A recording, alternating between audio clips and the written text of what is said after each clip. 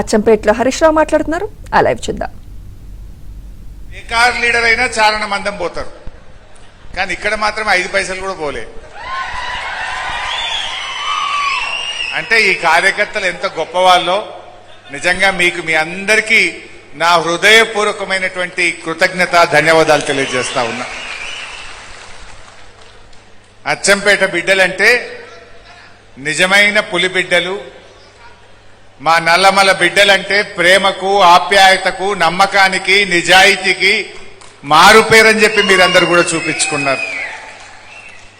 ఈ మధ్యలో ఒకటి తిరుగుతున్నారు హైదరాబాద్లో, చెప్పుకునేదేమో నల్లమల్ల బిడ్డ, చేసేటి అన్ని నీచమైన పనులు, చెప్పుకునేదేమో నల్లమల్ల పేరు.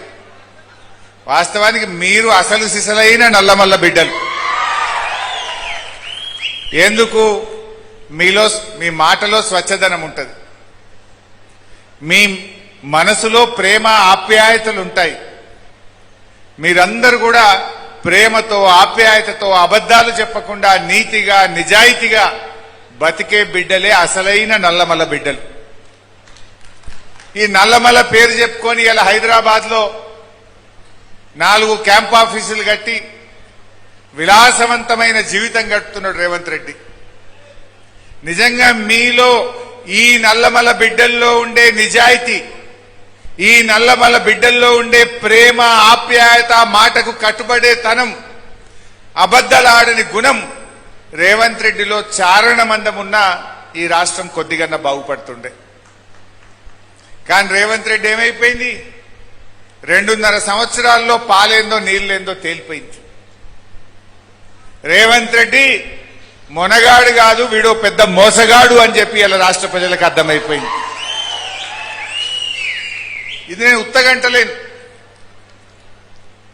ఆయన చెప్పిన మాటలు అసెంబ్లీలో చెప్పి అబద్ధాలే, అమలు కావు. దేవుడి మీద ఒట్టు పెట్టి ప్రమాణం చేసినా అవి అమలు కావు. ఎన్నికల మేనిఫెస్టోలో చెప్పినా అమలు కావు. పబ్లిక్ మీటింగ్ లో పోయి చెప్పినవి కూడా అమలు కావు.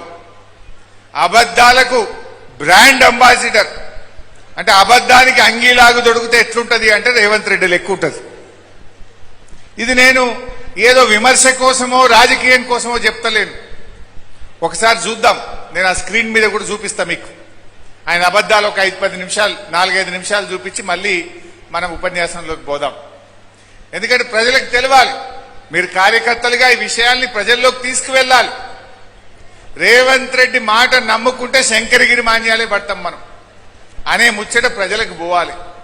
ఏ ఒక్క విషయం కూడా ఈ రోజు వరకు ఆయన చెప్పింది నిజాయితీగా అమలు చేసింది కానీ మాట మీద నిలబడ్డది కానీ లేదు. రుణమాఫీ, ఇలా రుణమాఫీ కాని వాళ్ళు ఎందరే చేయలేవట్టుంది.